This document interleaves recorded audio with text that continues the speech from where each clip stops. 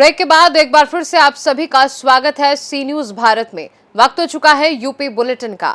UP bulletin में बात करेंगे एटा की, जहां ओम लाडली सेवा सदन में श्री कृष्ण भजन संध्या का हुआ आयोजन। आगे बात होगी ललितपुर की, जहां समस्त मंदिरों देवालयों में जन्माष्टमी पर विभिन्न कार्यक्रम हुए आयोजित। साथ ही आगे चर्चा होगी संभल की, जहां जिले में धूमधाम से मनाई गई जन्माष्टमी।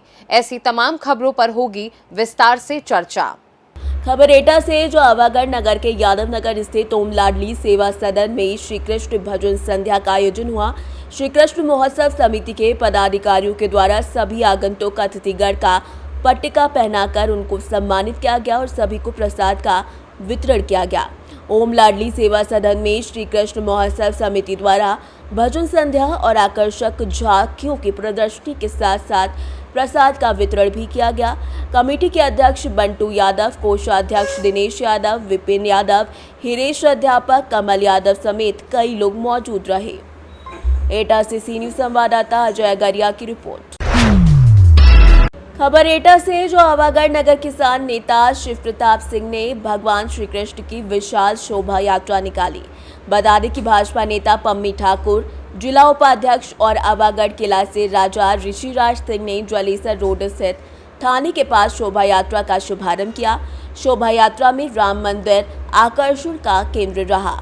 बता दें कि मेला संयोजक किसान नेता शिव प्रताप सिंह, अंशु मेला कमेटी अध्यक्ष गौरव प्रजापति, संरक्षक राजा ऋषिराज सिंह, जिला किला आवागढ़ और किसान यूनियन किसान के राष्ट्रीय अध्यक्ष पवन ठाकुर समेत कई लोग वहां मौजूद रहे और सभी संभ्रांत लोगों को पट्टिका पहनाकर स्मृति चिन्ह देकर सम्मानित किया गया। एटा से सी न्यूज संवाददाता अजय अगरिया की रिपोर्ट। खबर झांसी से, जो महारानी लक्ष्मीबाई मेडिकल कॉलेज में मरीजों और तीमारदारों को बेहतर स्वास्थ्य सेवाएं देने के लिए कई कदम उठाए जा रहे हैं। जिसके अलावा वर्तमान में बारिश के सीजन को देखते हुए सांप के काटे जाने के शिकार मरीजों के लिए बेहतर इलाज की व्यवस्था की गई। मेडिकल कॉलेज के मुख्य चिकित्सा अधीक्षक डॉक्टर सचिन माहुर ने बताया कि पर्यावरण की दृष्टिकोण से वैसे भी मेडिकल कॉलेज हरा भरा है, लेकिन इसके बाद भी बारिश के सीजन में पौधारोपण किए जा रहे हैं। बाहर से आने वाले आवारा जानवरों को रोकने के लिए फेंसिंग आदि भी लगा दी गई है, ताकि मेडिकल कॉलेज की हरियाली नष्ट ना हो सके। अच्छा, बारिश का सीजन चल रहा है और लगातार पर्यावरण की सरकार जोर दे रही है, क्या प्रयास हो रहा है मेडिकल कॉलेज को हरा भरा करने? देखिए, झांसी का जो कैंपस है, मेडिकल कॉलेज का कैंपस है, अपने आप में काफ़ी हरा भरा है। लेकिन फिर भी इस बार हम लोगों ने हर वर्ष की तरह ये किया कि कई जगह की झाड़ियों को काट दिया है और उन झाड़ियों की जगह पे हमने छायादार पौधे लगवा दिए हैं, जो अब बढ़ रहे हैं, जो आप देख भी सकते हैं। अगर आप देखेंगे आपको दिखेगा कि पौधे नए नए लगे हुए हैं और पौधे लगा देना ही पर्याप्त नहीं, उनका संरक्षण बड़ा जरूरी है। तो उसके लिए हमने काफ़ी कठोर कदम उठाए हैं कि बाहर से गाय भैंस ना घुस पाए कैंपस में, और भेड़ बकरियां लेके लोग चले जाते हैं, उनको मना किया जा रहा है कि वो यहाँ पे ना लाएं। अच्छा, बारिश के सीजन में बहुत ज्यादा केसेस जो है सर्पदंश के आते हैं, स्नेक बाइट के, हाँ। और लोग इलाज की बजाय झाड़ फूक पे ज्यादा विश्वास करते हैं। अपने यहाँ केसेस की क्या स्थिति है, कितने सर्वाइव कर पा रहे हैं और लोगों से आप क्या अपील करना चाहेंगे? देखिए, सांप काटने के जो केसेस हैं वो सीजनल होते हैं। जैसे अभी पिछले कुछ दिनों में देखें, पिछले 2 महीने में हमारे पास लगभग 70-75 मरीज आ चुके हैं। और झाड़ फूंक देखिए, कहीं से भी किसी प्रकार का इलाज मैं नहीं मानता इसको, मुझे इसके बारे में कोई ऐसी जानकारी नहीं है, मेरा टिप्पणी करना भी उचित नहीं होगा। लेकिन क्योंकि मैं एलोपैथी से संबंध रखता हूँ, तो मेरा मानना है कि अगर सांप काट लेता है तो लोग व्यथित ना हो, चिंतित ना हो। और सबसे बड़ी बात इसमें है कि जितने सांप काटते हैं वो सभी के साथ जहरीले नहीं होते हैं।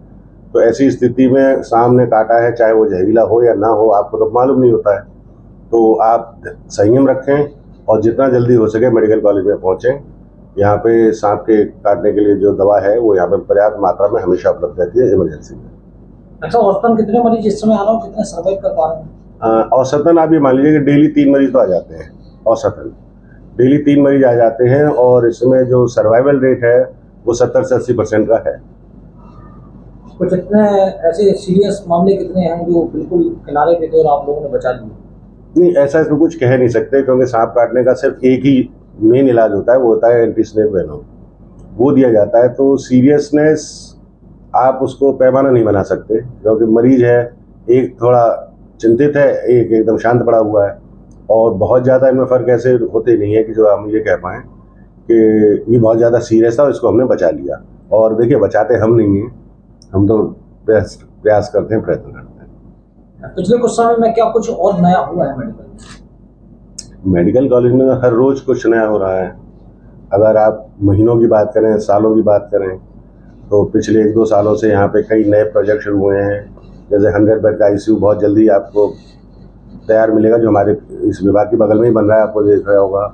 मेरे बगल में 500 बेड की जो बिल्डिंग है, इसके बनते ही जो मरीजों की समस्याएं रहती हैं कि AC का ना चल पाना, ठंडक ना रहना या ज़्यादा गर्मी रहना, ये सब समस्याएं खत्म हो जाएंगी सर, और ये बहुत जल्दी होगा।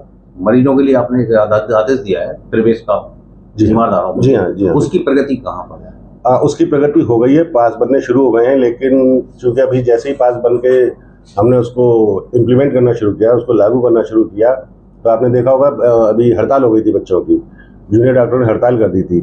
तो उसमें जो इमरजेंसी पे ही पूरा लोड आ गया था। मरीज तो वही आ रहे थे, हम कहते हैं पहले 100 आ रहे थे तो 80 आ रहे थे, लेकिन वो 80 के 80 पहुंचने लगे इमरजेंसी।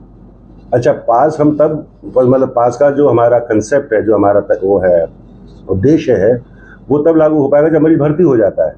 भाई अगर एक मरीज को लेकर 6 लोग आ रहे हैं तो आप उनको नहीं रोक सकते बाहर। हाँ, एक बार फाइल बन गई, वो वार्ड में पहुंच गया, तब हम उसको लागू कर सकते हैं। भाई एक मरीज के साथ 2 से ज़्यादा लोग नहीं रहेंगे। और तीसरी चीज़ जो सबसे अहम है वो ये है कि जो लोग आ भी गए फिर उनको मैनेज करना बड़ा मुश्किल हो जाता है, तो वो नहीं मानते हैं। तो उसके लिए अब इसी हफ्ते में देखेंगे कि हालांकि हमारी एक धर्मशाला बन के तैयार है 150 बेड की, तो हम उस पर इम्पोज करेंगे, थोड़ा इन्फोर्समेंट करेंगे, जगह जगह पैनल्स लगा दी जाएंगी कि जो मरीज के तीमारदार हैं, क्योंकि झांसी में 80 किलोमीटर, 20 किलोमीटर, 70 किलोमीटर से लोग आते हैं, तो उनके लिए रुकने के लिए निःशुल्क हमारे यहाँ पे धर्मशाला का प्रोविज़न है, वो वहाँ रुकें।